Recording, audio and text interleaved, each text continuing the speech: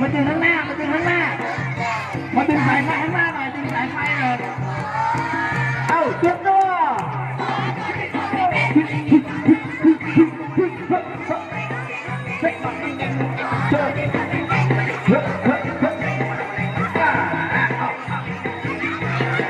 เอาใครเต้นท่าเจ็บเดี๋ยวเอาตุ๊กตาไปเลย1 ตัว